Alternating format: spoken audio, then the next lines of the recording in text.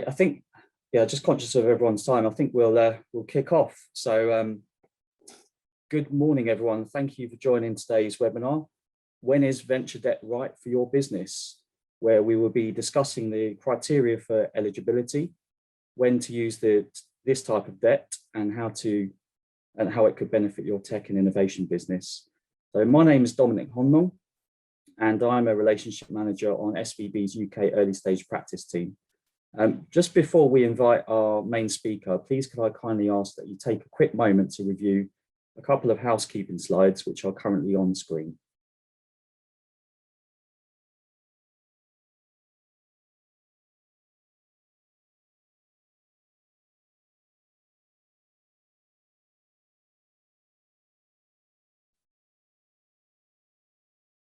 Okay, brilliant. So I am delighted to be joined by my colleague Andrew Parker from our Venture and Growth Enterprise Software team, who will be our main speaker today. Andrew's presentation is expected to last approximately 25 to 30 minutes, and then we'll have around 15 to 20 minutes for audience Q&A. So please feel free to post your questions in the Q&A section, and we'll endeavour to get through as many as possible towards the end. So without further ado, I'll hand over to Andrew to get us started. Morning, everybody. Thanks very much for joining us on what is certainly where I am, a sweltering day in London in a non-air conditioned living room. Certainly one of the downsides of working from home. Hopefully, most of you on the call will already know SVB and know about our ever expanding global presence.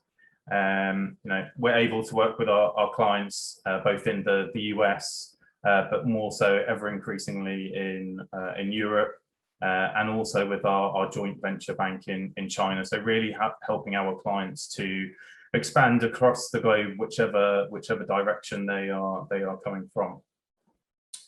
So I wanted to kick off just with a slide around the key elements of debt financing, and we're going to focus on venture debt today. But SVB has a whole raft of debt facilities for all life stages of clients.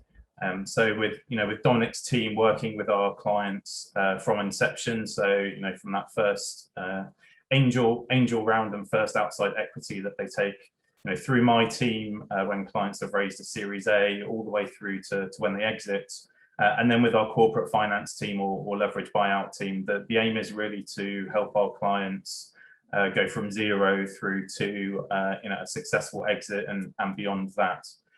So as I mentioned, we'll definitely focus on venture debt today. I'll touch very lightly on the other debt products that we offer. But generally, you can consider that for financial institutions, there is a trade-off and a sliding scale on debt facilities of structure versus pricing. And what we mean by that is that venture debt is intended to be, quite rightly, for earlier stage businesses that want maximum flexibility with what they can do with that facility. These companies often aren't yet able to sign up to restrictive financial covenants or kind of complexity of funding formulas. And so really the venture debt facility is intended to give companies maximum flexibility. But as a trade-off, it comes at the higher end of the cost of capital. And it's really intended to be as equity-like as possible, without the dilution that you take when you bring in an external investor and give equity away.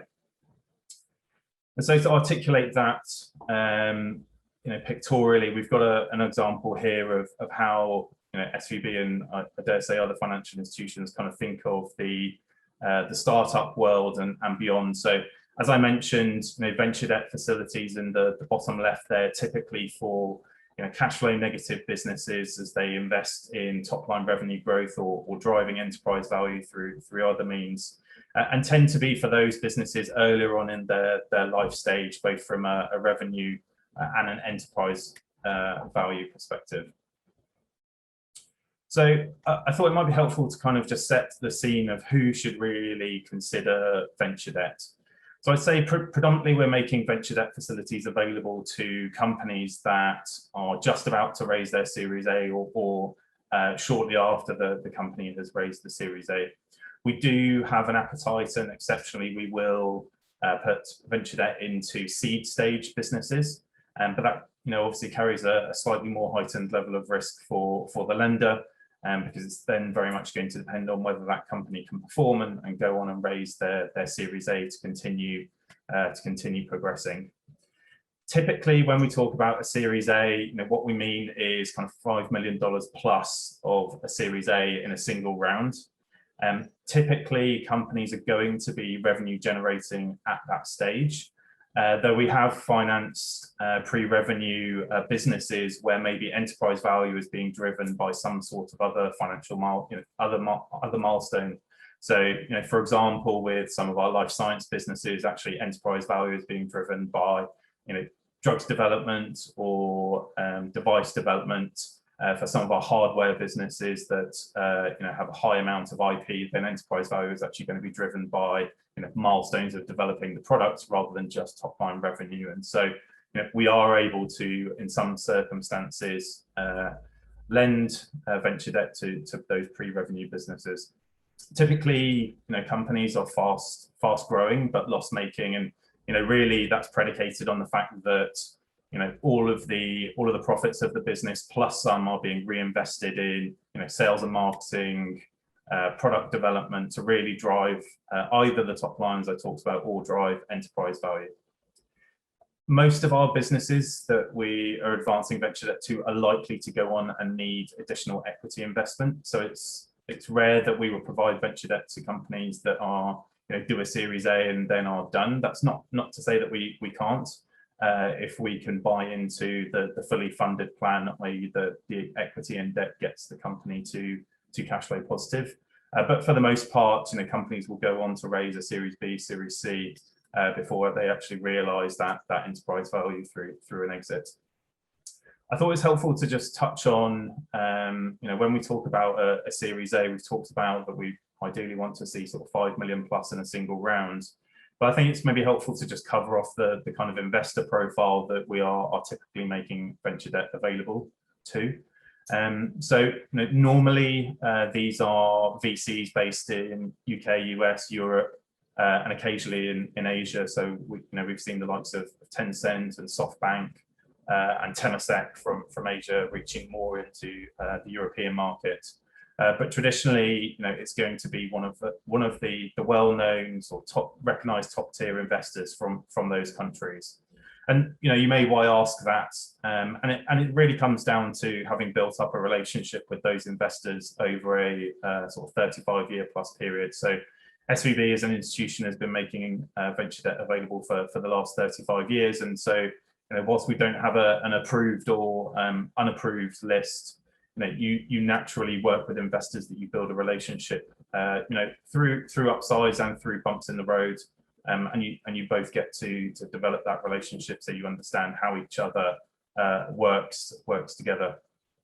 Typically, those investors are going to have an LP-GP type structure, and they're typically going to be holding reserves for follow-on investments, and that's really critical for us, because where we're making available debt to loss-making businesses, we want to know that if that company does need to go and raise an additional equity round, yes, they may well absolutely be able to attract new investors to the syndicate.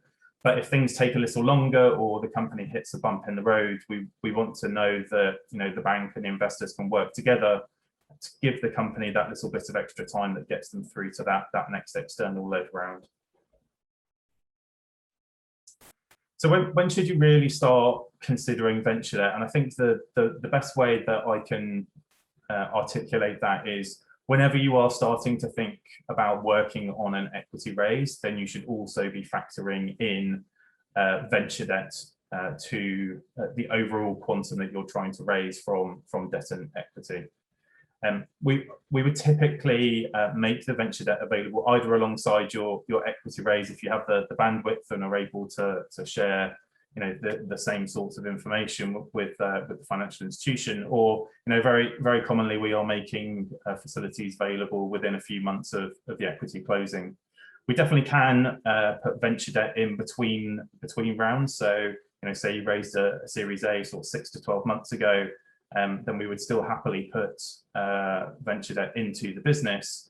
But ideally, we want to be looking at companies that have around 9 to 12 months worth of cash runway left on the books. So, if after 6 to 12 months post the Series A or your Series B, you still have 9 to 12 months worth of runway, then we would still very happily look at putting venture debt into the business. But the reason I say, you should be thinking about it as part of an equity raise, whichever round that is, you should be targeting an amount of financing, if it's equity or debt, that gets you through to executing your business plan and gets you through to the next stage. And you can do that purely from equity and use debt as a top up, as a safety net or a buffer. But also, if you're looking to minimise the dilution that you're taking, then debt could actually form the amount of the total financing that you're trying to deliver. We're not typically at the early stages considering venture debt in place of equity, so it's very much more complementary. As I said, we've designed venture debt to be as equity-like as possible, but it is ultimately a loan that needs to be either repaid to the bank over a period of time or gets refinanced as you raise further equity rounds. That changes somewhat later for later stage companies. So those companies that are maybe targeting an exit or an IPO as their next round, then we have abilities to scale up facilities, that are very much like venture debt, but only get repaid once the company actually exits. So much more equity replacement rather than being complementary at the early stages. I thought it'd be helpful to maybe just give a few use cases for venture debt. So I talked on them briefly on the prior slide. The first of those would really be to extend your cash runway to the next round, and that's really predicated on you may decide that your 5 million Series A fully funds you to a Series B, but ultimately things can happen in the business that means the company wants a safety net or some additional financing, just in case things take longer than expected. So, venture debt in that scenario can very much act as that buffer on top of your plan that you think will get you through to the next raise. We also see companies use venture debt to really kind of double down on the plan. So, you will end up with the same cash out state as you would if you hadn't taken the equity and debt together. But the debt should really allow you to kind of throw fuel on the sales and marketing engine and ultimately retain the cash out date, but get further down the line in terms of enterprise value, which means that you can raise the next round at an increased enterprise value than if you hadn't taken the debt. We also see companies, as I said, using it as an insurance policy. So, really making sure if you hit that bump in the road, you've got a little bit of extra reserves that will help you get to the next round.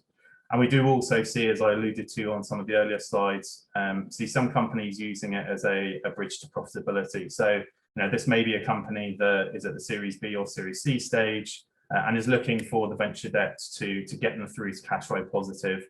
Maybe where they don't have an intention to go on and raise a further equity round.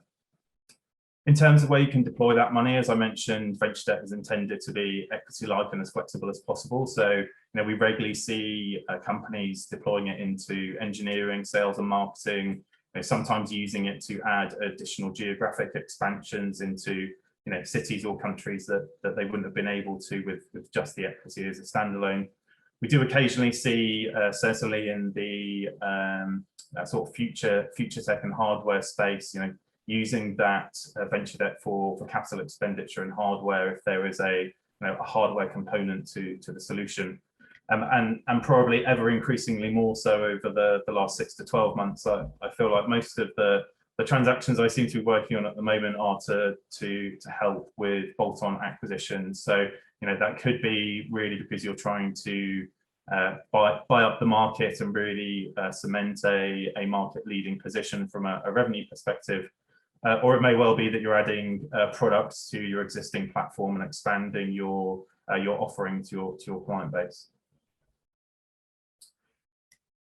With respect to kind of the key terms that you can expect from a venture debt facility, this will vary quite a lot, and I would say that The reason that I've put brackets and ranges around these is that we will try and design a venture debt facility that's bespoke to the company and the individual situation and what they are trying to achieve within our own credit underwriting policy. So as I mentioned, venture debt is a term loan. Typically, we would structure those term loans over a 4-year to 5-year amortization period. You can expect that given, most of the companies that are taking venture debt have just raised an equity round and so are generally pretty flush with cash. You can expect that a venture debt facility closed at the same time as you raise equity will give you flexibility or a period of time to draw that loan down. So, for example, a company may take equity and add debt alongside it, but not actually have to draw the debt down for another 9, 12, 18 months time. And again, we will design that in conjunction with the company and help it fit the cash runway of the business. Alongside that, you can expect a period of interest only, i.e. where if you draw down on the loan, you're only going to be paying the interest and there's not going to be any capital repayments that commence until the end of that interest only period. And I would say that those interest only periods are typically going to last somewhere between 3 to 12 months, maybe longer if the company has raised a outsized Series A round. But you can generally expect that you will have some flexibility at the start before you begin commencing the repayments. Typically, the amount of a venture debt facility is going to be in the range of 25 to 35%. That is a very broad brush way of deciding how much to lend a company, and it's not a hard and fast rule by any stretch of the imagination. Really, what we are looking at when we determine how much money we will make available as debt to business is trying to understand, when that company plans to be cash out, at what stage are they going to be at what enterprise value, at what revenue scale, and does the amount of debt at that point tie in with the next equity round? So, for example, we don't want to overburden the business with, a large debt overhang at the point in time that you're raising an equity round, if the equity round isn't going to look materially bigger than that debt facility. So we're very conscious about not layering in too much debt to the business, as we don't want to put off future investors or have the facility look outsized at the point that you raise that equity round. Typically, the cost of the venture debt facility is broken down into 4 components. So you'll pay an upfront fee to arrange the facility, and typically that's going to be payable whether or not you end up drawing on the facility. So, for some of our clients, they use the venture debt as an insurance policy. They will pay that upfront fee to have the facility arranged, have a long draw period, but then never actually ultimately end up drawing the facility. So it can be a relatively cost-efficient way of knowing you have access to future capital without actually fully having to pay for it. From an interest rate perspective, a fairly standard Series A, I think, would probably price at around 8.5% to 9.5% on the amount of the facility that's drawn down. Though we do have the ability to reduce the interest rate and actually move that interest payable to the end of the facility. So, the company would only come to pay it at the point the facility was refinanced or repaid. And then I guess, venture debt is set apart from most high street bank loans because of the warrant component. So typically you're going to expect to give the financial institution an option to buy shares in the business at the point that you actually exit the business. So fast forward 8-9 years and you go through an IPO. That is the point in time where the financial institution will look at the warrant options it has to purchase stock, and will make a decision on whether, does it pay up for those shares because they are in the money, because the enterprise value of the business has grown, and we execute those shares and then sell them at the same time the business is selling. Or if those shares are out of the money, i.e. we would make a loss if we paid for those shares, then the bank would simply let that warrant lapse. So really, it's to ensure that the bank's incentives are aligned with management team and existing shareholders, and that we kind of participate in some of the upside that the founders and the investors are benefiting from. One point I think to really stress quite strongly is we have seen certainly more increasingly of late as other financial institutions try to get to grips with coming into the market and offering their own version of venture debt. We have seen companies purporting to offer venture debt, but that includes financial covenants. So here at SVB and other debt funds that participate in venture debt facilities, you should really not be signing up to a financial covenant. Otherwise, that just really isn't venture debt, and it's another type of facility entirely. I thought it might be helpful to just demonstrate an example of a client and how he actually utilized venture debt in the business. So we've got here a recurring revenue model in one of our SaaS clients, typically 12-month contracts sold to enterprise-sized clients that are normally payable in advance, with an automatic rollover when that contract comes to an end. So for this business, the FY 2019 revenue 350k, with an EBITDA burn of 2.2 million, and at that point was being funded by angel investors in the marketplace. And as you can see, through FY 2020, despite the pandemic, the business performed really well, and actually grew revenue by the year end to 1.5 million, alongside a flat level of EBITDA burn. And the business was able to go on and raise $7 million Series A towards the end of 2020. So the facility that we put in place for the business was a 3 million venture debt facility, and we actually did this in 2 tranches. So available at close to the company to draw down from close of the facility all the way through to December 2021. So essentially a 12-month draw period. We made available that $2 million. But we're very conscious that the forecast for the business was nice and aggressive, and it looks like if the business delivered on the plan that they were going to be scaling enterprise value and revenue very well. And so we agreed to put in a second tranche of venture debt of 1 million, but on the proviso the business hit 3 million of annual recurring revenue by the 30th of April 2022. So, assuming the business continues to perform and drives enterprise value, then we're happy to scale up our facility. And I would say that that's very common for our facilities, that we start lending to businesses at the seed or Series A stage, but as they progress through the rounds, B, C, D, and onwards, and scale enterprise value, then we have the ability to provide increasingly meaningful sizes of debt facilities. So, to the extent that I have a transaction that we're working on today, which is a 50 million slice of venture debt for a business that is now scaled to 90, 100 million of revenue. So we really want to be providing for the business and scaling all the way through that revenue growth journey.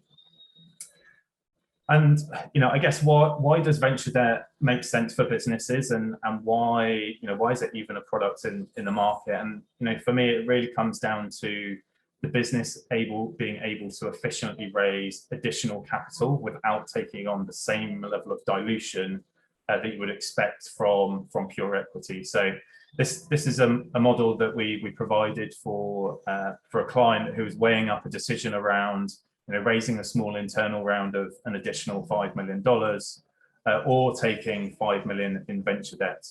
Now, the amounts here assumes a sort of conservative equity multiple at exit of 4 times. So the reason that the cash cost of the equity is 15 million is because you've raised $5 million, but you've had to essentially give away $20 million worth of equity, which is the 5 million times your future exit multiple at 4 times. So you've essentially given away 20 million of future equity value, but you've actually had the 5 million in cash. So those 2 net out to 15 million. And then you can see the comparable cost of the debt. Now, this debt includes the all four components of the debt pricing. So that's the upfront fee, the back end fee, the interest rate, and then also the assumed dilution from the warrants that the business has given to the bank. And so, you can really start to see in some scenarios, or certainly this particular scenario, taking the additional equity was more than 5 times more dilutive than taking the debt. In terms of application process, I would encourage anyone thinking about going for a round, as I mentioned earlier, to approach us or even indeed other lenders in the market to really discuss the appropriateness of a venture debt facility for your business. Both Dom and I are very happy to spend time with clients, understanding what they're trying to achieve from their next equity round, and giving you a very early view on what we think might be appropriate from a debt perspective. We would normally go through a due diligence process, so that is intended to be unobtrusive and also piggyback off any due diligence that you provided to your potential VC equity providers. Normally we're going to be concerned with understanding historic financials, the future business plan for the business. And then also, just getting to know the business better, understand the levers the management teams have to pull in the business, both to accelerate or, soften off the growth if needed. We would typically, once that financial due diligence has been provided, we would, follow up with any clarifications or questions that we have on the information. And that's usually going to be, done with a call with your finance team or with the founders and CEO themselves, typically targeting no longer than sort of an hour and a half at most. So trying to be unobtrusive, but also making sure that we appropriately understand the requirements and the needs of the business. After that, you could expect to receive a credit-approved term sheet from SVB. So we try to do the majority of our due diligence at the front end, so that at the point you receive a credit-approved term sheet from us, you have a 99% level of confidence that we will be able to honour that term sheet. And I would say that from the point that you're able to provide us with the due diligence materials, to the point that we get you a term sheet, we would normally target sort of 10 business days to be able to do that. So really trying to work quickly to get you that term sheet. We'll post the term sheet and any negotiation and the company deciding that they want to go ahead. We will close off any sort of outstanding remaining diligence items. Sometimes it might be a revised plan. If the company was going through a revised plan, it may just be the latest up-to-date financial information that's happened since we started the process. And we will also partake in investor calls. So normally we would want to speak to your main 1 or 2 investors in the business, or those that are coming into the business. And really we're just trying to understand what's in their investment thesis, what excites them about the company and or the prospective products of the business. What do they want to see being delivered, or what are the key strategic points for the business to deliver on before they can go and raise that next equity round. We would then get into the legal process, and we're not conducting legal due diligence in maybe the same way that investors would. This would really be the agreement of the loan wording, the security agreements, and then also the warrant documents. So as I mentioned here, ideally looking to get to stage 2 with a credit-proof term sheet within 10 days. And I typically advise companies, if they are able to devote the amount of attention that's required to work through those steps, then 6 to 8 weeks is definitely a reasonable amount of time to assume.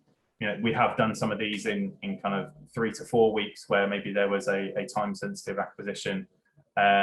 But requires just on all parties, really being focused. I think then just on the last slide before we start to take any questions, I thought it was helpful maybe to just point out some of the things that we see in the market that I tend to advise clients to really watch out for.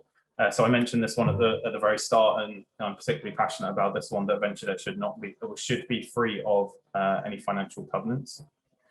You could expect to give any lender security over the full assets of the business. So that would be inclusive of IP.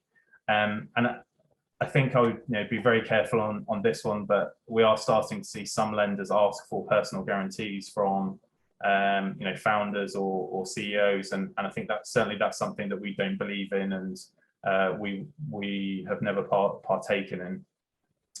And we also see some lenders in the market deploying what we call a make-whole interest payments when the facility is cancelled. So essentially, you can consider it an early termination fee, but we do see some lenders asking for all future unearned interest be made and payable to the lender when cancelling the facility. So that is a particular one to look out for, because it then means that you can't refinance, or it makes it very expensive to refinance away from that provider. And if that provider is only able to offer you venture debt facilities, then it is likely that you will want to, as you scale and take on different types of facilities, want to refinance away. So, I think again, one to look out for, to make sure you aren't kind of trapped in a facility that's expensive to exit. I would encourage, where possible, for companies to try and compare apples with apples. It's not always easy, because different lenders will structure in different ways and maybe price differently. But again, we're always very happy to kind of help companies model out the cost of facilities versus competitors, or indeed sort of decipher some of the terminology and language being used. Sometimes you will see the warrant that you're going to grant to the lender talks about as either warrant coverage or as fully diluted ownership. I would always encourage you to try and understand the fully diluted ownership, because that is what the dilutive impact of the warrant is going to mean on the business if it was converted into shares. So that's kind of key for me for you guys to understand.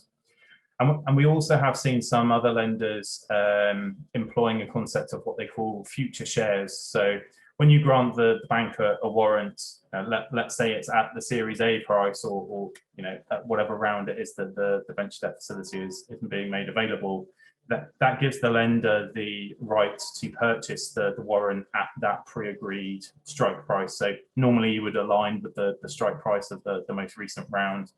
What the future shares concept does is allow the lender to opt for a different class of shares at the point that the business is exiting. So that lender will look at all of the equity rounds that have happened in the business between when they put their debt in and when the business exits, and they'll make a calculation as to which would be the most remunerative. So that is something that often doesn't come out with other lenders until you actually you've signed a term sheet and you're into the legal negotiation. So I would always encourage people to ask whether a lender's warrant is going to include a future shares concept. And this next one is probably the key point to a smooth and fast transaction, is to really use a firm of lawyers that is very familiar with these types of facilities. There are plenty in the market, and I would really encourage, even if you're not using your house counsel is familiar with venture debt, I would really encourage you to take on a firm of lawyers that is familiar. They will know the points that you can negotiate, and they will push on those, and ultimately give us give you guys the best deal that you can get from the negotiation process, versus a firm of lawyers that maybe isn't aware of what the market is and doesn't understand certain concepts, and that can really drag out the process, which means increased legal costs for the company. I would encourage you not to give away board seats or indeed observer seats when you're taking on venture debt, as we have seen with some other lenders. And also beware of that long due diligence process post term sheet. So as I mentioned, we aim to do the majority of our due diligence at the front end, so when we get you a credit approved term sheet, but we are aware again of some lenders doing it in a different style, getting you a very early term sheet but not having done most of the due diligence, and so they back end this as part of the process. So hopefully that's given you a bit of food for thought. We'll move on to some questions, but as we do, Victoria's just going to pop up an NPS questionnaire. So please feel free to rate what you've heard today from myself and Dominic on a scale of 1 to 10, with 10 being that you would very much recommend this, or 1 if you absolutely hated it and definitely wouldn't recommend to anyone else. So just helps us to improve these sessions for future attendees. Brilliant. Thanks very much, Andrew, for the presentation. Really insightful, and hopefully a lot of the attendees found that really helpful. We have had a few questions in here, so I'll just kick off with the first one. So from Nicholas, with more emerging revenue-based finance providers coming into the market, why should a startup consider traditional venture capital debt over revenue-based financing? Yeah, absolutely. And we've definitely seen more revenue-based financing providers come into the space, especially around the consumer end of the market. But you are really talking about 2 very different products. So with revenue financing, then you're typically going to be paying that back as a percentage of your revenue base as you earn it. Whereas venture debt is intended to be, as I said at the start, much more equity-like in its construction. So with kind of 12 or 18-month draw periods, it's very flexible around when the business can actually draw it. It's also it's going to be in the business. If there's a interest-only period, then that's capital that you have available in the business for kind of 12, 18 months before you start repaying. And I think it's still early to tell. And don't get me wrong, the revenue-based funds definitely have their place in the market. So I don't want to talk down about them by any stretch of the imagination. But I think SVB has been around for, as I mentioned, 35 years. We will work with the business all the way through those equity, rounds. And as I highlighted, we're able to scale up to 50 million plus of facilities for later stage businesses. So absolutely, they have a place in the market, but I think we are talking about 2 quite different types of financing. Okay, thanks for that, Andrew. Just another quick note to the attendees. You may have seen that my colleague Victoria has put a link into the chat for just a very short survey on how you found this webinar, because as Andrew said, we're quite keen to understand if our clients are getting some value out of them. So yeah, please take a moment to answer that webinar if you get a chance over the next sort of 5 minutes or so. That would be really appreciated. We've just got another question that's come in from Jonathan, actually, and he said he's just asked, can we help raise a venture debt solution as a standalone product? I don't know if I 100% understand the question, but is the question that can we essentially be almost like a venture debt advisor without actually providing the venture debt facility? I think it's not something that we have done. I know that there are certain advisors out in the market that will act as a sort of debt advisor. It's not currently a space that we would play in, and I think the challenge would be, could we really be absolutely fair when we know that we have an SVB facility sort of sitting in the background? So it's not something that we have done. As I mentioned, I would, as part of a venture debt process that we're carrying out, I try to be put in as much advice to that as possible, and that it may end up being the SVB facility isn't the right one for the business. And I think I will always be open and honest that if a company receives an offer from another provider that is more applicable to the use case for the business, then I'm very happy to kind of hold my hands up and say, look, we won't be able to get there.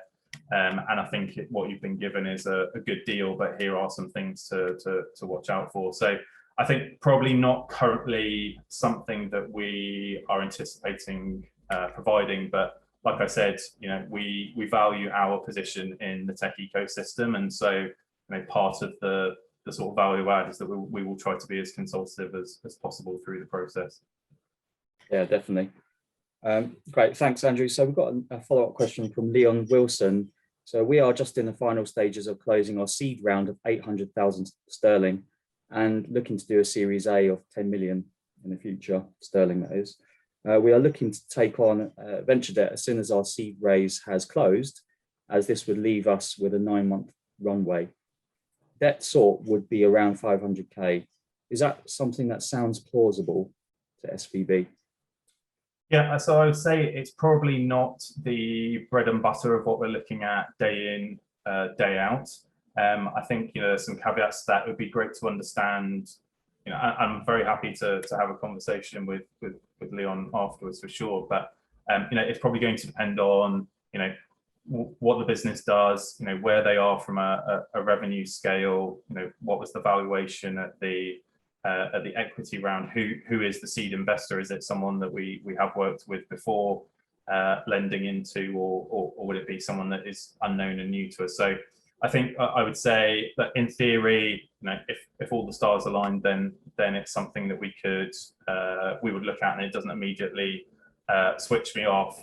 But I think it would be important to kind of just understand the dynamics around the business. But we'll put mine and Dominic's contact details just up on the. Actually, I can do it now on the next slide, and I'm very happy to sort of connect with Leon and just walk through it in a bit more detail. Great. I think we're almost up. We've probably got time for just one more question. So, what are the key differences between taking venture debt from a bank like Silicon Valley Bank versus a debt fund? Yeah, it's a good question, and look, the debt funds absolutely have a place in the market, and I'm happy to name them. So we do come across the likes of Claret or Creos or Columbia Lake Partners, and lovingly refer to them as frenemies, because we normally compete against them, but we also have a long history of providing joint debt facilities to companies as well. So as I mentioned, they definitely have a place in the market. And I think with a bank, we are able to layer in a whole multitude of different products. So we're able to provide venture debt, we're able to provide lines of credit, for example. So those are more working capital type facilities. And Series B stage onwards, we have a multitude of clients that have a slice of venture debt, but then also have a slice of working capital as well. So I think really venture debt funds really only have the venture debt products, and so they have to really extract as much value from their client base as they can at the point that they are kind of relevant. I think we are able to take a view on pricing, so we have a lower cost of capital typically than debt funds, because we fund loans through client deposits, whereas debt funds are essentially funds invested to by LPs who are expecting to make a specific return from those funds. And we're also able to take a view on pricing because we also provide the ancillary services of day-to-day banking, foreign exchange, etc., etc. So I'd say with a mixture of the sort of pricing, the ability for us to scale and work with you throughout the life cycle, and our network really going from Asia to the US, that's where I think we can really provide the additional value adds that you may not get from just a UK based or European based debt fund. Super. Okay, I think we'll need to wrap up the webinar there. So thank you again to everyone who tuned into the webinar, to our speaker Andrew, and not forgetting Victoria and Louise from our events team who helped coordinate the event. So as Andrew said, our contact details are on the screen. So if anyone has any follow-up questions, would like to chat a bit more about venture debt or anything else that Silicon Valley Bank can help with, please do get in touch and we'll be more than happy to help. So yeah, once again, thank you very much for tuning in, and we'll see you again very soon. Take care.